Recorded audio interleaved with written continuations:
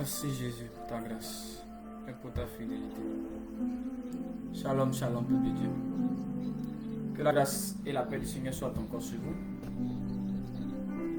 Bienvenue à notre live de ce soir. Nous bénissons le Seigneur pour ce moment qu'il permet dans sa souveraineté et dans sa bonté. Heureux de vous retrouver encore autour d'un thème assez intéressant. Nous prions et nous recommandons ce moment entre les mains du Seigneur. Éternel Dieu de gloire, Dieu de bonté, Dieu de puissance, Dieu d'amour, ce soir nous voulons te recommander ce moment. Merci pour toutes les bonnes choses que tu fais pour nous. Merci pour tout ce que tu fais que nous voyons. Et aussi pour les choses que nous n'arrivons pas à voir. Nous savons, Seigneur, que tu es présent, que tu es avec nous. Nous savons que, Papa, tu as toujours la main sur nous, où que nous soyons, quoi que nous fassions. C'est pourquoi ce soir, nous sommes reconnaissants de cette grâce, de cette faveur que tu nous accordes. Merci infiniment. Nous voulons te soumettre, Seigneur, ce moment. Nous voulons te dédier ce moment, Saint-Esprit de Dieu. Viens, prends le contrôle, dirige, organise. Et que tout se fasse selon ta volonté. Et que ton autorité, Seigneur, impose ton règne. Et que ce moment-là soit une occasion favorable pour changer la vie de quelqu'un, parler à quelqu'un, orienter quelqu'un. Merci Saint-Esprit, à toi la gloire, l'honneur, la magnificence et la fidélité. Merci Jésus. Dieu vous bénisse abondamment. Fils Madou, comment tu vas? J'espère que tu vas bien. Permettez-moi juste de changer de mélodie et puis nous allons commencer à couler.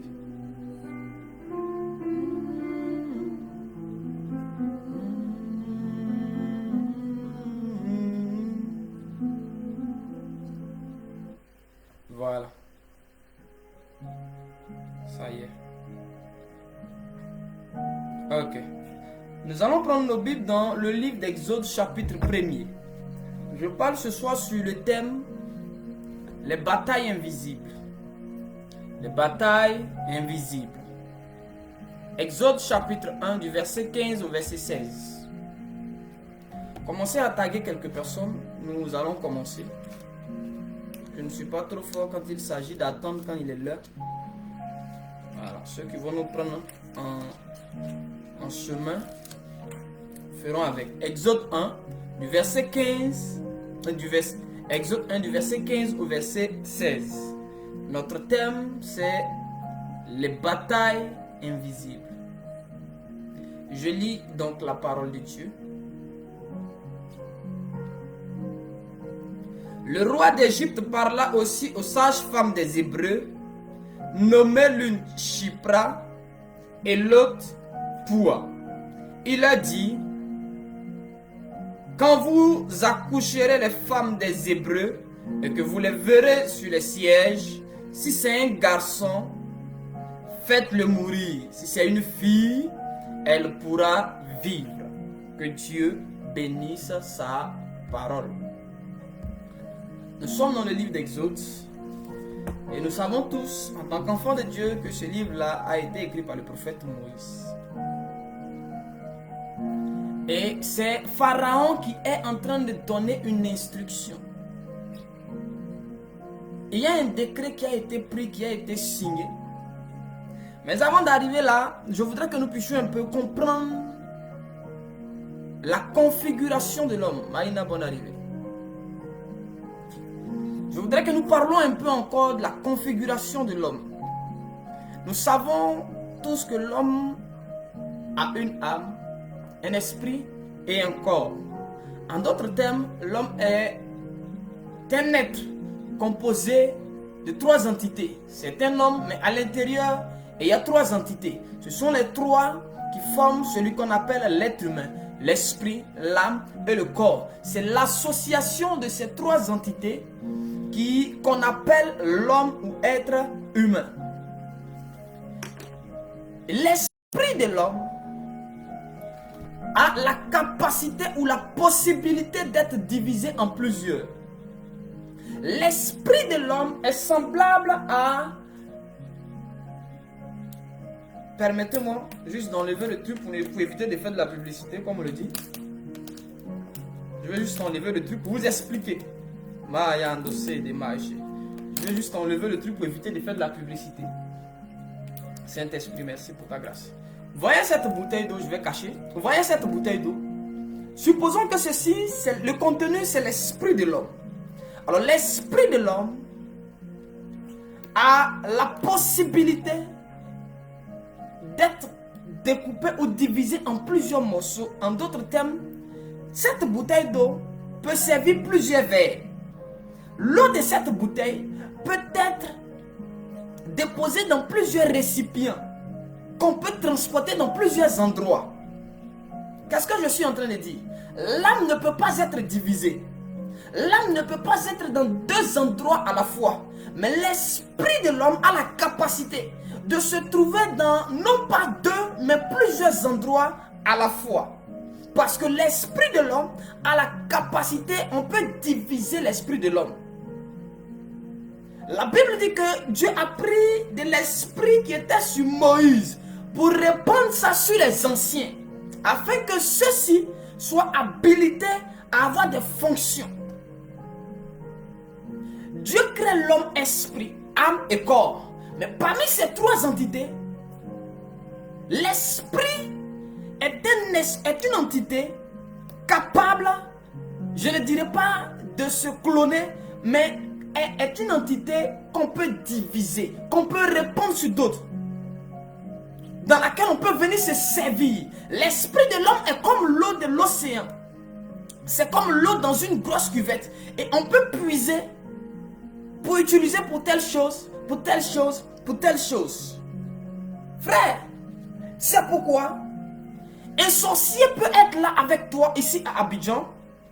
Mais pendant qu'il est ici avec toi, il te dit que pendant que nous sommes en train de parler, je suis en France, je suis allé en France.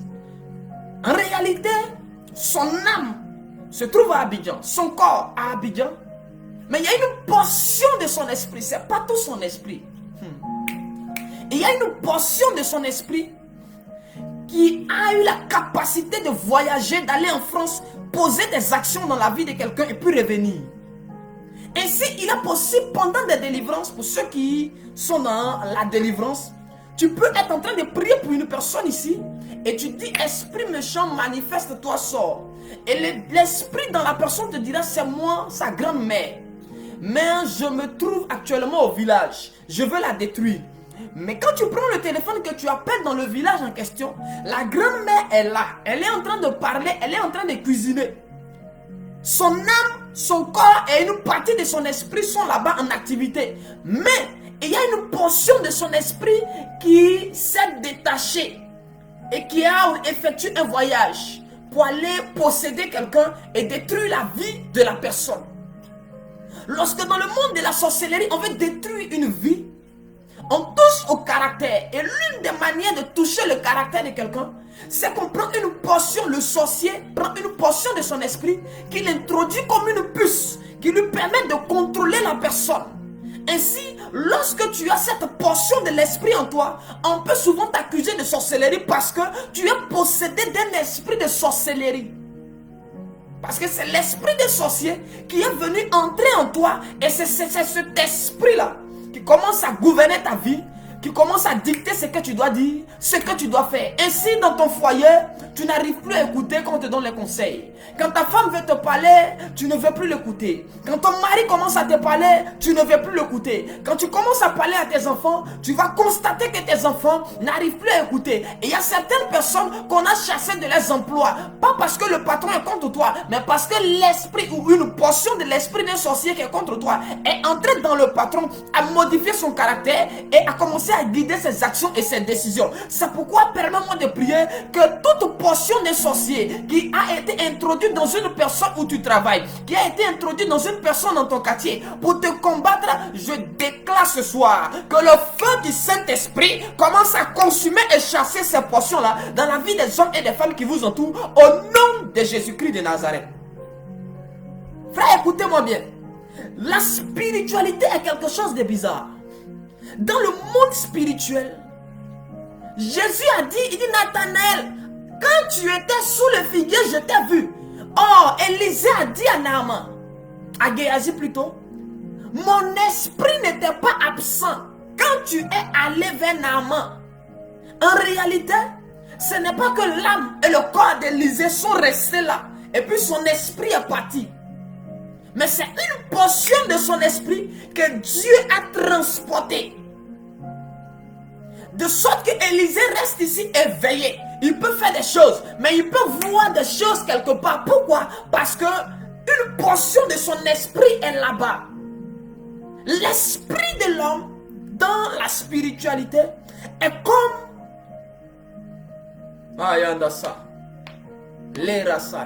est comme la fumée. Il est possible que ton esprit, quand tu commences à prier, ton esprit devient comme une fumée qui peut remplir une maison, qui peut couvrir un quartier, qui peut couvrir une nation. Et dans cette dimension, l'enfant de Dieu ou la servante de Dieu commence à devenir une autorité territoriale.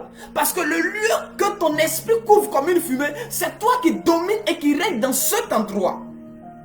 Et si dans ta maison, on arrive à entrer et à te tuer, on arrive à entrer à faire du mal à tes enfants, parce que ton esprit est encore au niveau précaire, au niveau prématuré. Ton esprit n'a pas encore été développé, n'a pas atteint la dimension de devenir une fumée, de devenir une nuée et de devenir une atmosphère. Il est possible que tu fasses de ton esprit une atmosphère. Frère, écoutez, l'une des choses qui permet aux sorciers d'entrer dans nos églises pour opérer, d'entrer dans nos maisons pour opérer, c'est lorsque notre esprit n'est pas encore devenu une atmosphère.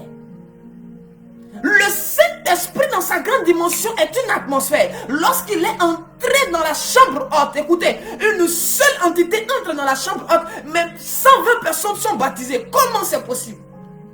Parce que le Saint-Esprit était devenu une atmosphère. Il n'était pas une personne, mais il était devenu une atmosphère dans cette dimension. Et l'esprit de l'homme, parce que l'homme ayant été créé à l'image et à la ressemblance de Dieu, l'esprit de l'homme ayant la capacité originelle de fonctionner comme le Saint-Esprit d'une manière, il est possible qu'un homme puisse élever son esprit avec l'aide de Dieu et que son esprit devienne une fumée, devienne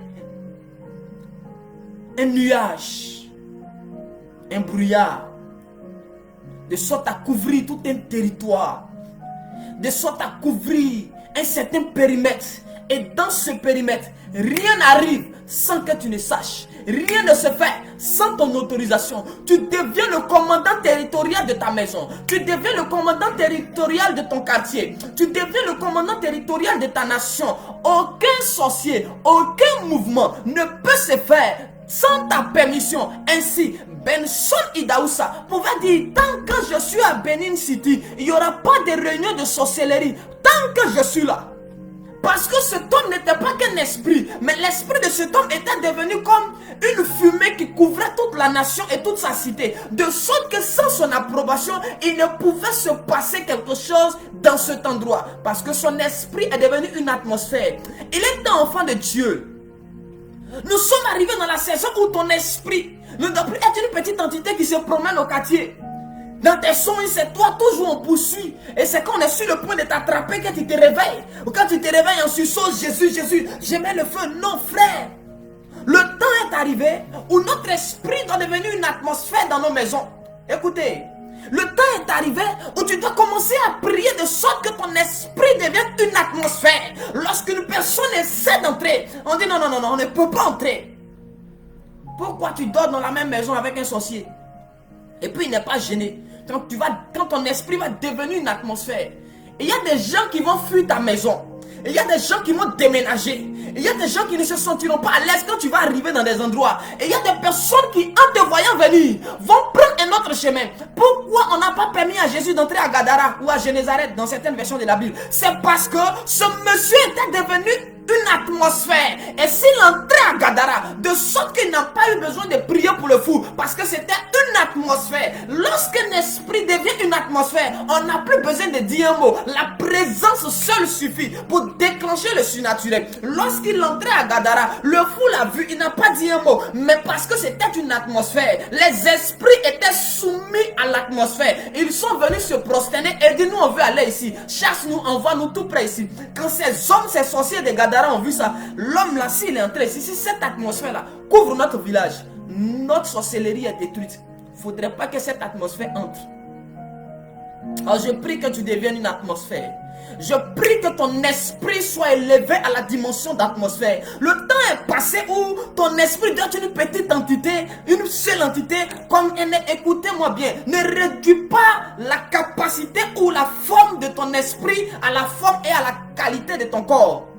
La taille de ton esprit ne dépend pas de ton corps. C'est pourquoi Goliath a été surpris, parce qu'il pensait que le corps qu'il voyait là, l'esprit à l'intérieur était semblable au corps de David qu'il voyait. Il lui disait, je donnerai ta chair à manger aux oiseaux.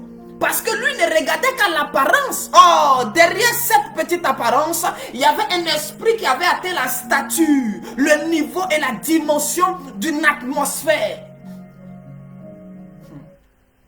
Ma yandosi.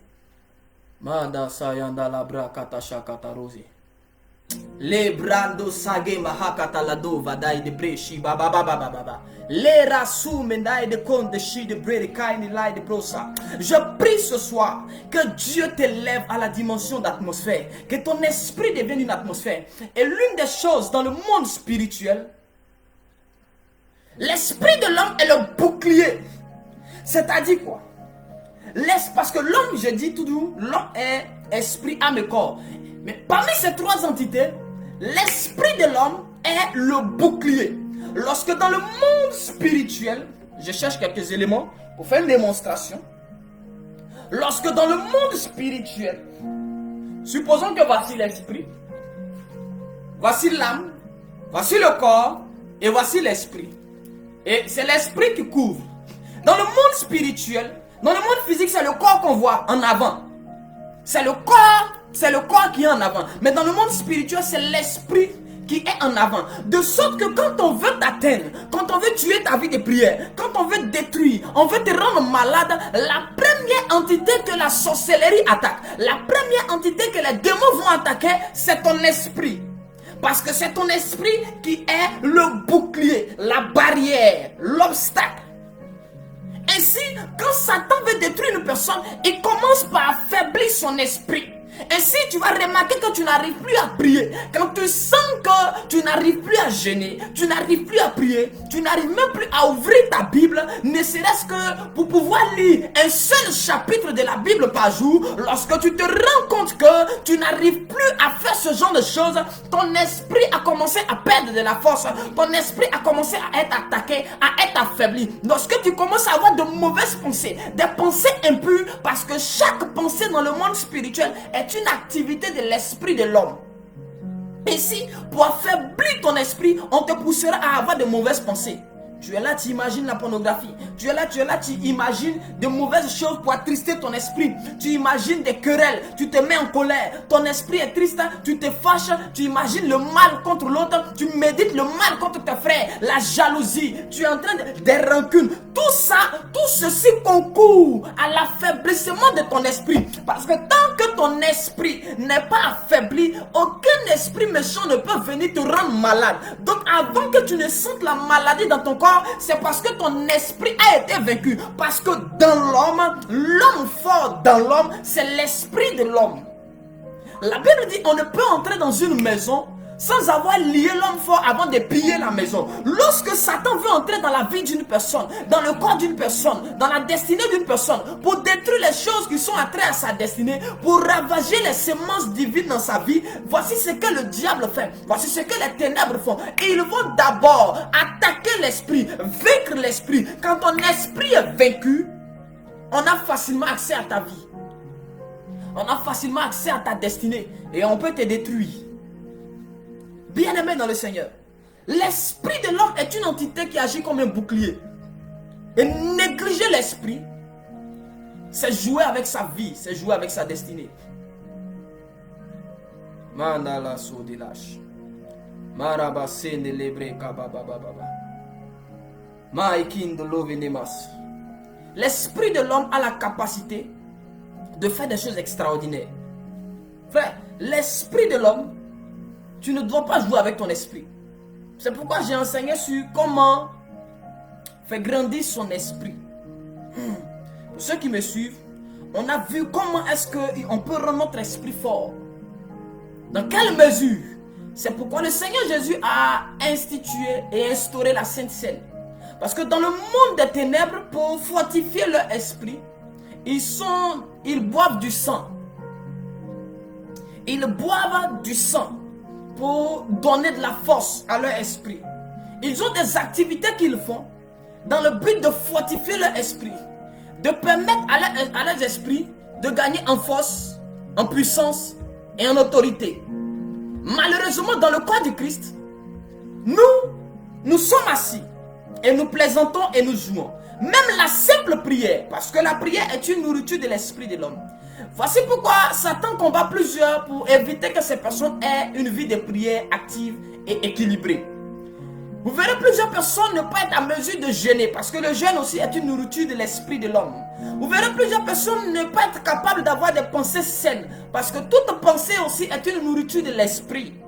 Vous verrez plusieurs personnes ne pas avoir de bonnes émotions ou de bons sentiments. Le diable travaille de sorte que tu aies de mauvaises émotions, que tu aies des ressentiments, de mauvais sentiments. La rancœur, la colère, de sorte à affaiblir ton esprit.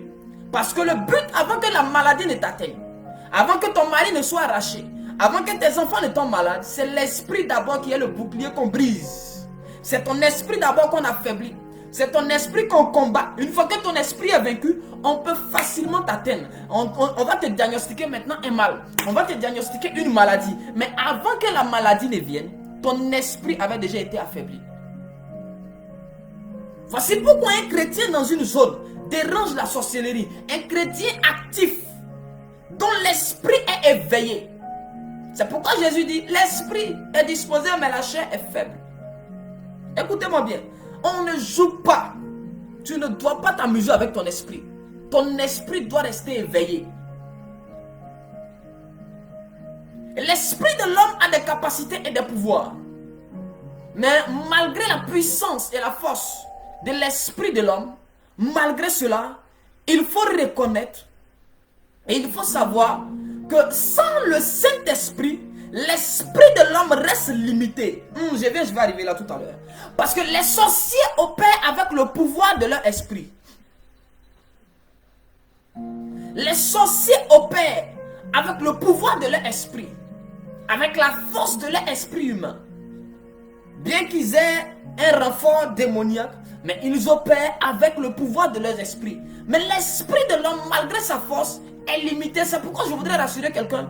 Peu importe le sorcier qui combat ta vie, peu importe la magie qui combat ta vie, peu importe ces confréries de sorcellerie, peu importe ces sectes occultes, reste tranquille. Ces hommes et ces femmes-là sont limités dans leurs actions, sont limités dans leurs œuvres. Ils ne peuvent pas tout faire. Ils ne peuvent pas tout fait. Écoutez, peu importe la taille de l'eau, de la mer, mais la mer a sa limite. Ainsi, peu importe la puissance que Dieu a donnée à l'esprit de l'homme, l'esprit de l'homme est limité. L'esprit de l'homme ne peut pas tout faire. L'esprit de l'homme ne peut pas tout voir. L'esprit de l'homme ne peut pas tout comprendre. Voici pourquoi tes ennemis peuvent être nombreux. Là n'est pas le problème. Leur nom ne peut jamais t'arrêter. Leur nom ne peut pas être le blocage à ton ascension, à ta bénédiction, à ton élévation. 1000 tomberont à ton côté, 10 000 à ta droite, toi tu ne seras pas atteint. Peu importe la puissance ténébreuse, Satan est limité. Satan n'est pas omniprésent. Satan n'est pas omniscient. Satan n'est pas omnipotent. Ses démons et ses anges ne sont pas omnipotents, omniprésents.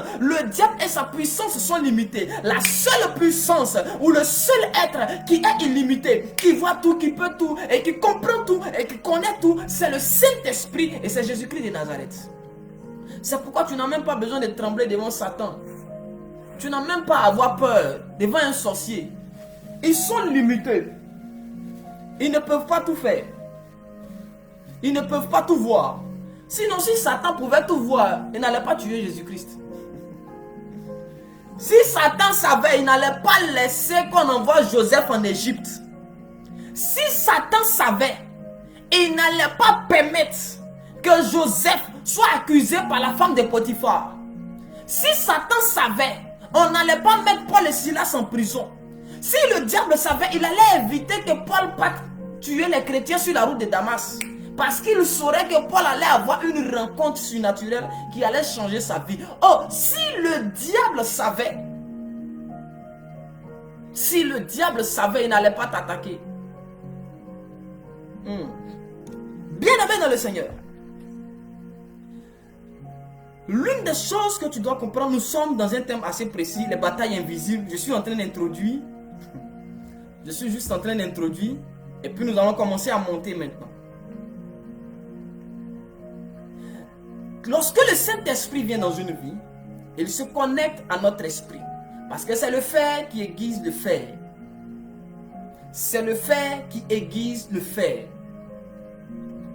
Donc il faut une rencontre entre l'esprit de l'homme et l'esprit de Dieu.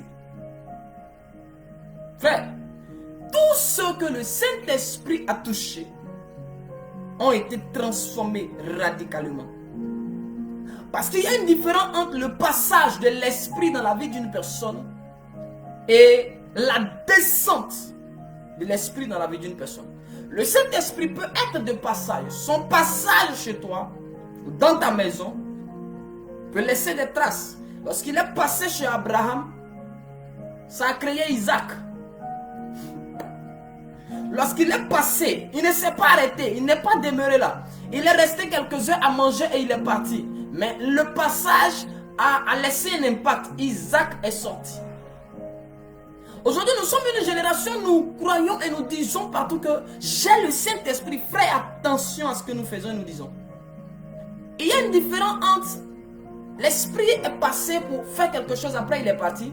Et puis l'esprit est là. Nous échouons dans notre vie parce que nous ne collaborons pas avec le Saint-Esprit. Le manque de collaboration avec le Saint-Esprit provoque les échecs dans la vie des chrétiens que nous sommes. Parce que par moment, l'Esprit de Dieu veut que tu partes à droite. Et toi, comme tu n'écoutes pas, tu vas à gauche. Et lorsque tu échoues, tu dis Seigneur, qu'est-ce qui s'est passé?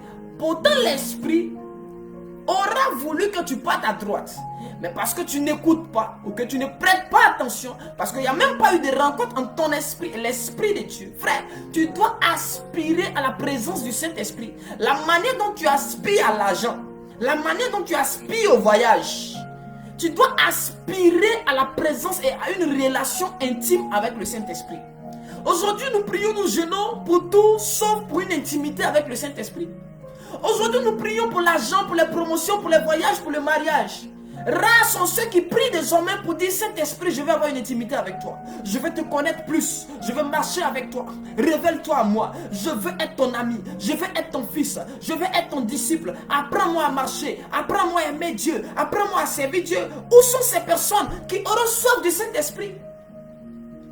Aucun homme ne peut faire des choses extraordinaires, réussir sa vie que Dieu veut qu'il mène sur la terre sans le Saint-Esprit, sans le concours du Saint-Esprit. Il a dit aux disciples clairement, ne quittez pas Jérusalem, ne bougez pas, sans l'Esprit. Il faut cette collaboration pour que la mission à laquelle vous avez été appelés soit faite. Aujourd'hui, nous n'avons plus le temps du Saint-Esprit. Et le manque de collaboration avec le Saint-Esprit est en train de détruire et de briser l'église. Nous échouons. Nous sommes vaincus par Satan parce que nous n'avons plus l'Esprit de Dieu en nous. Il a été de passage. Il est venu 20 minutes dans un culte sur nous pour que nous voyions, pour que nous guérissons. Après quoi, il a pris ses bagages, il est parti. Et il est venu sur nous pour que nous parlions, que nous prions pour une maman, pour un frère, pour une soeur. Après ça, il a pris ses bagages, il est parti. Pourquoi? Parce que là où il est, nous ne l'écoutons pas. Nous ne collaborons pas avec lui. Nous n'avons pas son temps. Nous voulons l'utiliser comme une arme à notre propre volonté. Alors pour revenir à notre texte de base, Pharaon donc va dire aux sages-femmes des Hébreux, Poua et Shipra, il va leur dire, Si vous accouchez les femmes des Hébreux, si c'est un garçon, tuez-le. Mais si c'est une fille, laissez-la vivre. Notre thème de ce soir, je répète, les batailles invisibles. Frère, nous devons comprendre que nous sommes en guerre. Nous sommes en perpétuelle guerre jusqu'au retour de Jésus-Christ sur la terre des hommes. Malheureusement, l'Église est dans l'erreur lorsque l'Église pense que nos batailles ont commencé quand nous sommes nés. Beaucoup de personnes se rendent compte qu'elles sont attaquées peut-être parce qu'elles tombent malades, parce qu'elles ont eu un songe, et dans ce songe, on te poursuivait en rêve. Et dans ce songe, quelqu'un est venu, il a voulu t'arracher quelque chose. Ou on t'a donné une prophétie pour dire que ton voyage est combattu. Tu te rends compte à partir de ce que tes yeux voient, à partir de ce que ton intelligence comprend, que tu es dans une guerre. Mais en réalité, les combats ou les batailles n'ont pas commencé sur la terre. Il y a ce qu'on appelle des batailles visibles et il y a ce qu'on appelle des batailles invisibles. Parce que Dieu créa les cieux, un monde invisible, et Dieu créa la terre, un monde visible. Malheureusement, nous sommes tellement axés sur la terre que nous pensons que le commencement de notre vie, c'est sur la terre. Écoutez-moi bien, l'homme existait avant d'avoir été sur la terre. En d'autres termes, la terre n'est pas le commencement de ta vie. La terre n'est que le prolongement de ta vie. La terre n'est que la suite logique de ta vie que tu menais dans le monde spirituel. On a dit à un homme comme Jérémie, je te connaissais et je t'avais établi. En réalité, la vie de Jérémie n'avait pas commencé sur la terre. Jérémie avait commencé sa vie quelque part. Mais avant de venir sur la terre, les combats qu'il rencontre sur la terre sont des batailles qu'il était en train de mener dans le monde spirituel. Dis avance et puis je commence. Là, en démo ça.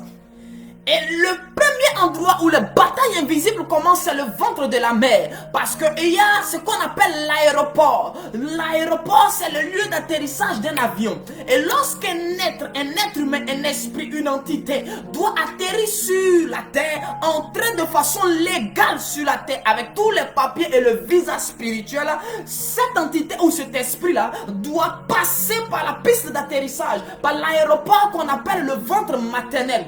Ainsi, un homme et une femme iront ensemble et la femme se trouvera enceinte.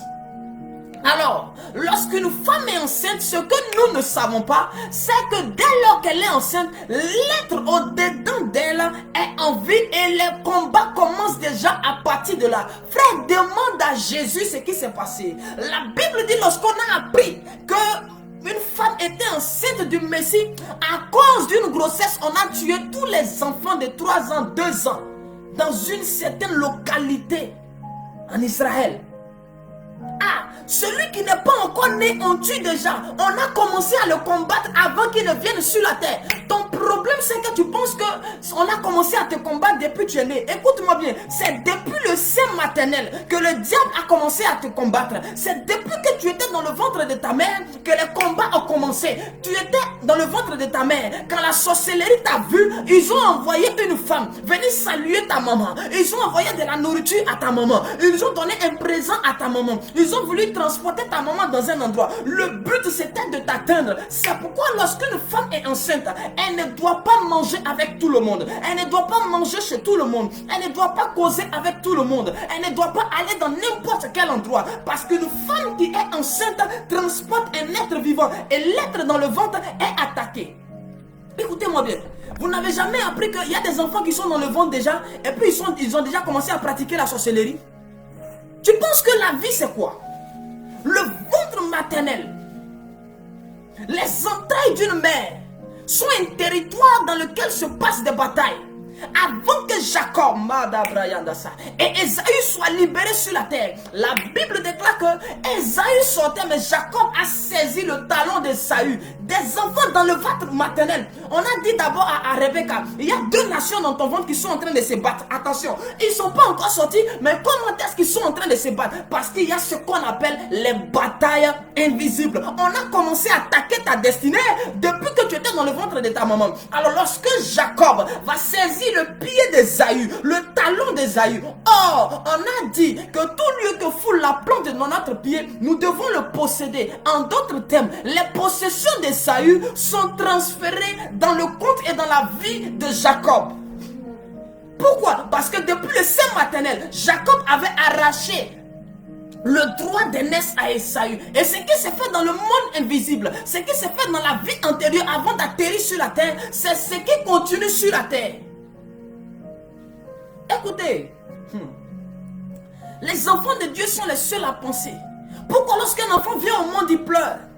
Pourquoi lorsqu'un enfant vient au monde, il est nu? À l'origine, le premier enfant que Dieu a créé n'était pas nu. Il était couvert de gloire. Alors lorsqu'un enfant vient sur la terre et qu'il est nu, qu'il est en train de pleurer, il est en train d'envoyer un message aux hommes. Vous voyez, je suis venu nu. J'ai été dépouillé de ma gloire. Depuis le sein de ma mère, on m'a arraché mon boulot. On m'a arraché mon intelligence. On m'a arraché mon élévation. On m'a arraché ma prospérité. On a pris mon mariage. L'enfant pleure. Quand il arrive, il veut nous dire des choses qu'il a vécues dans le sein maternel. Il veut nous annoncer les nouvelles des batailles invisibles qu'il a subies. Lorsqu'il était sur le point de sortir, on a voulu l'étrangler, on a voulu le détruire, on a voulu le sortir de son sein maternel pour le tuer, pour le sacrifier, pour l'initier à la sorcellerie. Mais personne ne comprend son langage.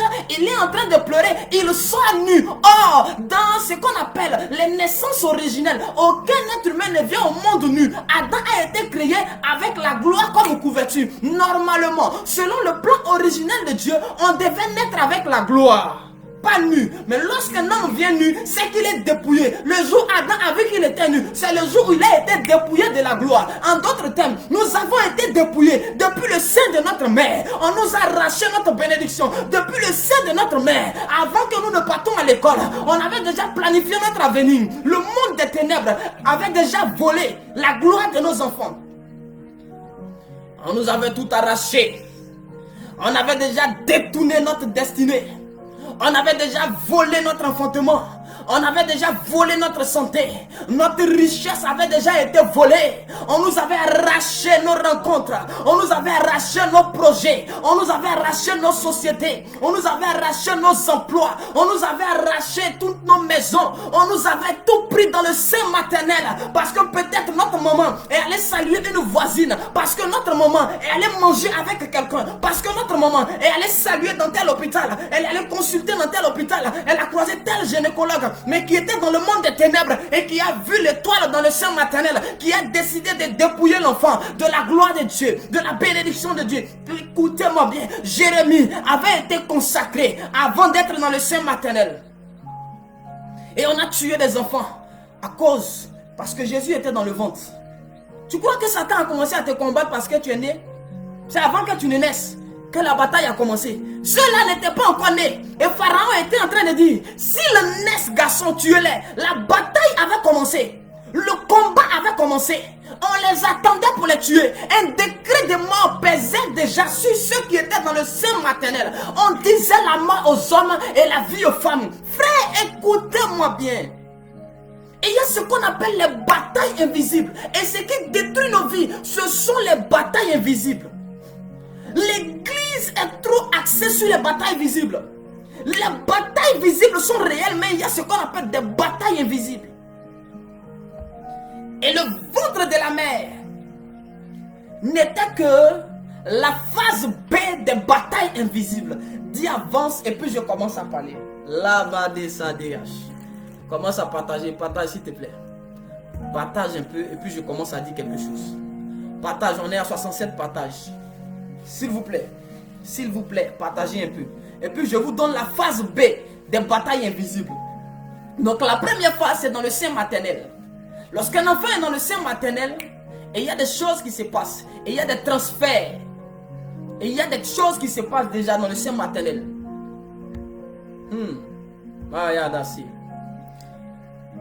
Dis avance en commentaire. Dis avance en commentaire. Et puis je commence à parler de la phase B. Je commence à parler de la phase B. Madala sage de l'eau, madais. Les rassou makai de konde de brisé akasha. Baba, sande veras. Même moi, avance en commentaire. Je ne vois pas ici. Je ne vois pas. Je sais pas. C'est bloqué ici. Akadasha. Ok. Si tu es connecté, déconnecte-toi. La démo, s'il y a des brasses. Yes. Ok. Je vais avancer. Donc, lorsqu'on est dans le sein maternel, on est dans la phase B. Parce qu'avant d'être dans le sein maternel, nous sommes quelque part avant d'atterrir dans le sein maternel. Parce qu'avant que l'avion ne puisse atterrir, l'avion est d'abord dans les airs. Écoutez-moi bien. Écoutez-moi bien. Avant qu'un avion ne soit sur une piste d'atterrissage, l'avion entre dans ce qu'on appelle l'atmosphère du pays ou du territoire dans lequel il veut atterrir. C'est quand il est à l'aéroport que nous le voyons. Nous pouvons le toucher. C'est quand le bébé est dans le ventre que nous voyons le ventre de la mère gonflé. Mais avant que l'avion ne soit sur la terre, sur la piste d'atterrissage, l'avion est déjà dans l'atmosphère. Dans le domaine spirituel, l'atmosphère, ou le premier lieu, ou le premier territoire, les premiers endroits des batailles invisibles, c'est dans le rein du Père. Dis avance. Les bras sagada. Avant qu'un enfant ne soit dans le ventre d'une femme, il est d'abord dans le rein d'un homme. Il est d'abord dans les reins d'un homme. Voici pourquoi il y a certaines choses qui arrivent à des hommes qui eux-mêmes ne comprennent pas. Frère, souvent ta vie même n'est pas encore devenue ce que tu espères. Tu n'es pas un grand type peut-être. Tu n'as pas l'argent, tu n'as pas les milliards. Tu n'as pas tous les moyens, tes projets ne sont pas réalisés. Tu ne comprends pas pourquoi les gens te détestent. Tu ne sais pas pourquoi le diable s'acharne sur toi. Tu te demandes pourquoi la sorcellerie te combat. Pourtant, tu n'as pas de boulot, tu n'as pas de voiture, tu n'as pas d'immeuble, tu n'as pas de réalisation. En réalité, c'est pas toi qu'on voit. Lorsque ces hommes-là te regardent, lorsque ces femmes-là te regardent, ces personnes qui ont les yeux ouverts, voient dans tes reins un président, voient dans tes reins un ministre, voient dans tes reins un entrepreneur, voient dans tes reins un futur architecte, voient dans tes reins de grands hommes, des hommes de destinée, des femmes de destinée dans tes reins. La première piste d'atterrissage d'un homme sur la terre, c'est pas dans le ventre d'une femme, mais c'est dans les reins d'un homme. Écoutez, voici pourquoi les hommes sont en train de souffrir. Plusieurs hommes sont attaqués parce qu'on ne veut pas que ces hommes-là puissent permettre la naissance de certains hommes sur la terre. On a commencé à te combattre depuis le sein maternel, depuis les reins de ton papa. Voici pourquoi, lorsque des hommes sont choisis par Dieu pour que ces hommes-là puissent transférer ou faire naître des entités sur la terre, le diable va chercher à séduire ces hommes. Voici comment on a fait venir Agar. On a introduit Agar dans la maison d'Abraham dans le but de détourner Rabrassa, dans le but de détourner ce qui était contenu dans les reins d'Abraham. Parce que Dieu avait dit à Abraham, ta postérité sera bénie, je multiplierai ta postérité. Alors, qu'est-ce que le monde des ténèbres a fait? On a placé auprès d'Abraham une personne dans le but de détourner. C'était ça. Ça avait déjà commencé. Frère, écoutez-moi bien. Voici pourquoi vous verrez des hommes. Il y a des filles que le monde des ténèbres va déléguer dans le but de récolter ces hommes-là. Et quand tu es un homme, dans les reins de qui il y a des députés, il y a de grandes personnalités, Satan fera tout pour que tu puisses coucher avec n'importe qui. Et chaque personne avec qui tu vas coucher, sans le savoir et sans le vouloir, on est en train de retirer les enfants de tes reins. On est en train de changer les enfants de tes reins. Oh, on est en train de faire ce que la femme avait fait à l'autre femme. L'affaire que Salomon avait jugée. Deux femmes s'étaient couchées. L'enfant de l'une était décédé. Et elle a pris l'enfant de sa camarade. Elle l'a échangé. Ainsi, lorsqu'un homme commence à avoir des rapports avec des filles bizarres, des filles qui servent le diable, des filles païennes, mais qui ont des esprits mauvais en elles, s'il se passe plus qu'un rapport sexuel, il se passe un transfert et un échange d'enfants. Voici comment tu t'es retrouvé avec cet enfant alcoolique, avec cet enfant drogué. En réalité, ce n'est pas ton fils. En réalité, c'est l'enfant de quelqu'un d'autre qu'on a transféré dans tes reins. Parce que tu avais couché avec une prostituée. Parce que tu étais allé chez des toutous. Tu étais allé coucher avec des gens bizarres. Tu allais coucher avec le mari d'autrui. Tu allais avoir une relation bizarre. Alors pendant ça, mon frère, pendant cette vie-là, ma soeur, écoute-moi bien. L'homme a perdu les enfants qu'il avait. On a changé. Il y a eu transfert. Plusieurs hommes ont vendu leurs enfants, leurs descendants sans le savoir. Plusieurs hommes ont vendu le préfet que Dieu avait déposé dans les reins. Plusieurs Abraham ont failli vendre d'Isaac. Plusieurs Abraham ont failli vendre d'Isaac. Plusieurs Abraham ont failli échanger d'Isaac en Ismaël. Plusieurs. plusieurs ont été poussés par Satan dans le seul et unique but de changer l'enfant qui est enterré. On a pris le député qui était enterré. On a pris cette fille intelligente qui était enterrée. On a pris ces enfants intelligents, ces enfants sages qui étaient d'enterrés. Et puis on les a échangés avec des voyous, des voleurs, des brigands, des enfants impolis, des gens qui n'écoutent pas, des gens qui n'ont pas de crainte de Dieu, qui ne veulent pas se convertir. Puis on les a déposés dans le terrain. Et quand toi tu as fini, tu pensais que tu étais un champion. Alors j'ai fini la fille là. Je suis un beau gosse et tu attrapes une autre fille. Parce que Satan ne te laissera pas. Tant qu'il n'a pas fini tous les bons enfants qui sont dans le terrain. Il doit les échanger et tous. Il doit échanger tous les enfants qui sont dans le terrain. Il doit enlever tous les grands. Tous les pasteurs de terrain, on doit les enlever. On doit enlever tous les enfants de terrain. Tous les présidents de terrain. Tous les ministres de terrain. Les députés. Les chefs d'entreprise. Et puis on doit les échanger avec des voleurs, des fumeurs, des personnes sans vision, des enfants qui vont te donner des céphalées, des enfants qui vont tout prendre chez toi, casser tout, fumer de la drogue, des enfants qui vont vivre n'importe comment. Alors plusieurs hommes, ne sachant pas d'où sort ou pourquoi ils sont poursuivis en rêve, pourquoi ils sont attaqués, pourquoi ils sont combattus, bien que n'étant pas des personnes célèbres, marchant dans un quartier, vivant dans un endroit, je dirais, peu commode, avec une vie simple, modeste, mais ces personnes-là s'étonnent des batailles de leur vie. En réalité, ces batailles-là sont liées à vos reins, parce que dans tes reins, voici pourquoi, lorsqu'un homme se préserve, Satan est fâché. Il n'a pas encore, je parlerai bientôt sur les 4 liquides qui conditionnent la vie et la destinée d'un homme. J'ouvre déjà une parenthèse. L'huile, le sang, l'eau et le sperme. Dans l'homme, il y a ces 4 liquides. Et ces 4 liquides-là, c'est ça qui fait la vie d'un homme. Mais on va plus s'accentuer sur le sperme. On va parler du sperme dans la spiritualité. On va se dire les choses par la grâce du Saint-Esprit. Que le Seigneur nous aide. Alors, je ferme la parenthèse. Bien-aimés dans le Seigneur. Beaucoup d'hommes ne comprennent pas. Ma vie est difficile, je ne sais pas pourquoi. Qu'est-ce qui m'arrive? Dieu ne m'aime-t-il pas, frère? Le problème, c'est pas que Dieu ne t'aime pas. Mais quand on voit dans tes reins, on voit une qualité d'enfant, des hommes d'impact. On voit des prophètes dans tes reins. On voit des apôtres dans tes reins. On voyait dans les reins d'Abraham, on voyait Isaac, l'enfant de la promesse. On voyait Isaac, l'élu. Alors on a voulu prendre Isaac, mais Dieu étant dangereux, lève des masses. C'est pourquoi Dieu ne s'est pas pressé. Il a laissé Abraham coucher avec Agar et il a laissé Abraham coucher avec Sarai. Parce qu'auparavant c'était Abraham qui couchait avec Sarai, mais il a laissé Abraham coucher avec Sarah. Parce que le changement de nom va provoquer le changement de reins. Mayadasa. Les dobashi de lebre sakababa. Livado sain de brakoun de bereshi baba. Les farikouze ken de lovada de brosi baba. Ce soir nous sommes en train de prier et nous déclarons.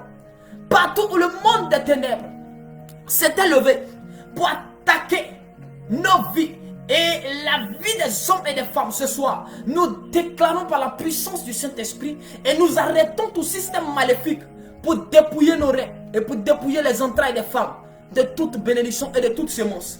Dis avance et puis je continue, je libère un dernier mystère et puis on s'en va. Je vais te dire quelque chose. La troisième piste d'atterrissage, parce qu'il y a ce qu'on appelle la côte de l'homme.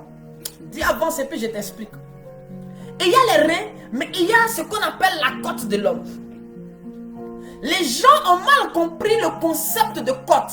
Lorsque Adam voit venir la femme que Dieu fait venir vers lui, la Bible dit, Adam s'écrie et Adam dit, waouh, cette fois-ci, c'est la chair de ma chair, l'os de mes os.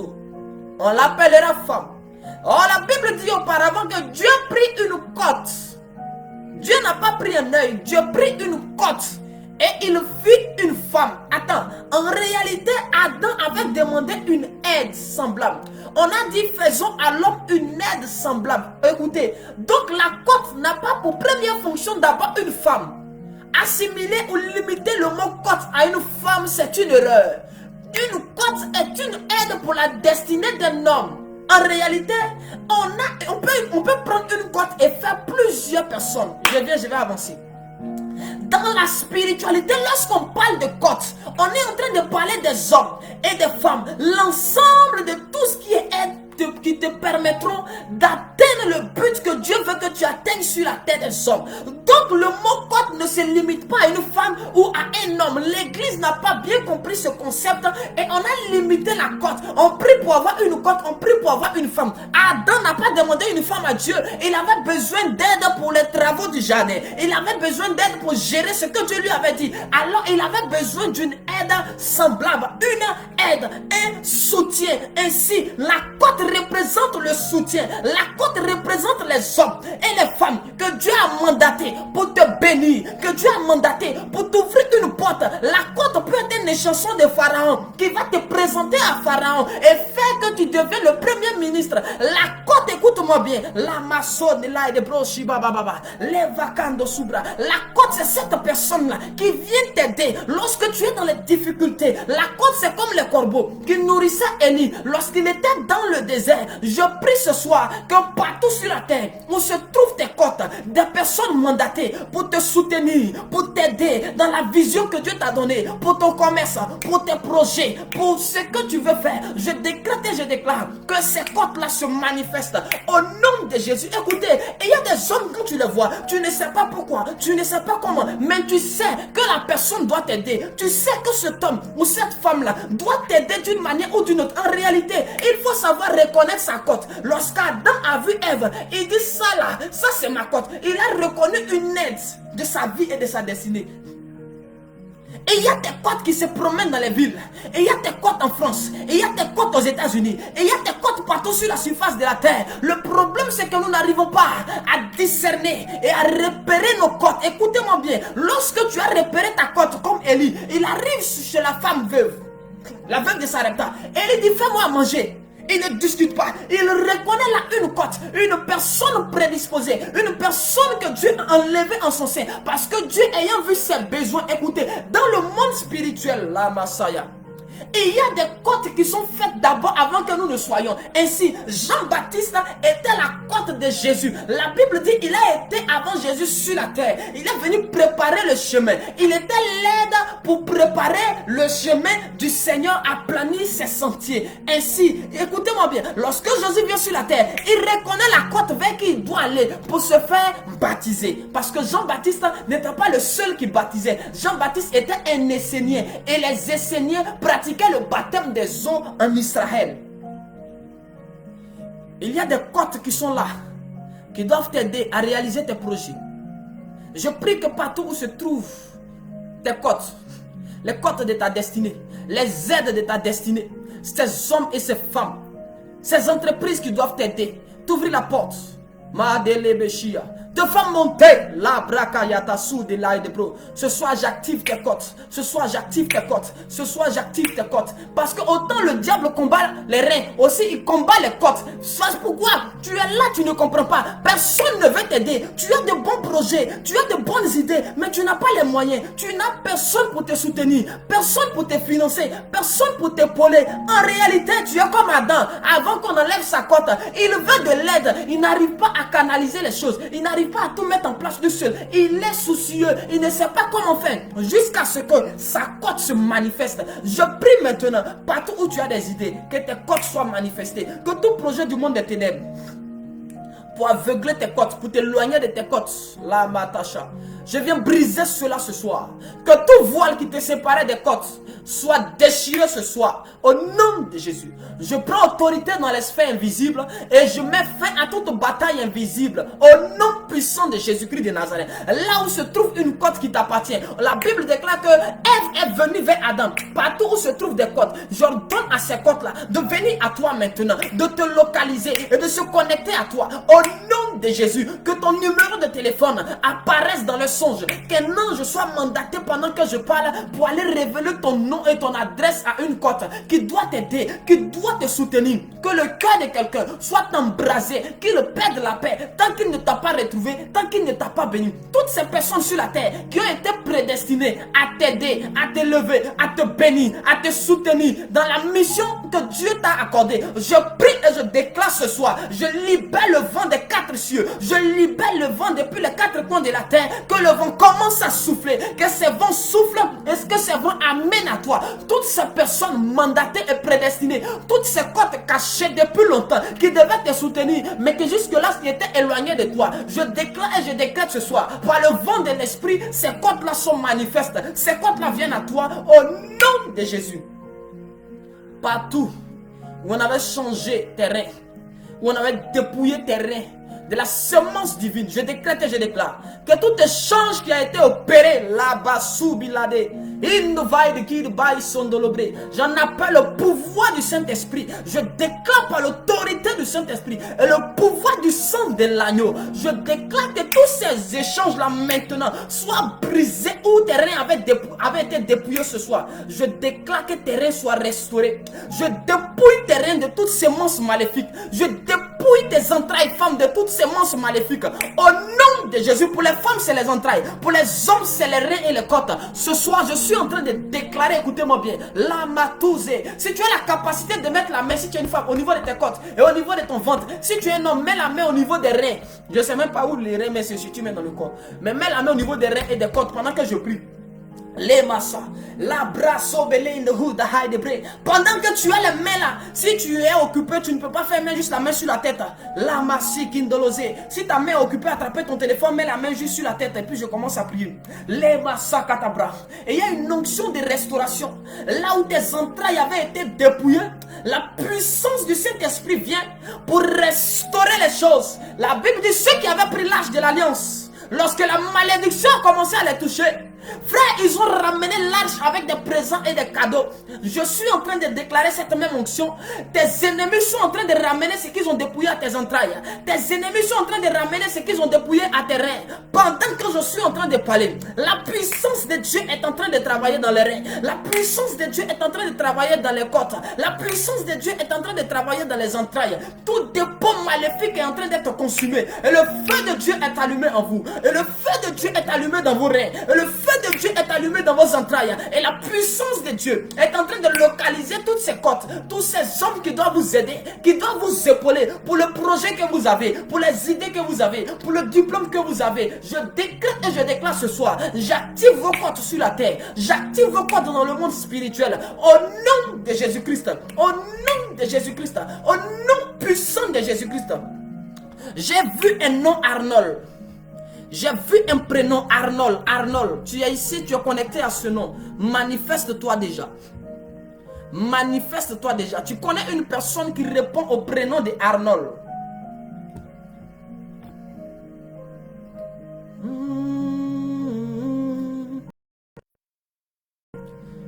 Tu connais quelqu'un qui répond au prénom de Arnold? S'il te plaît, manifeste-toi. On va aller vite.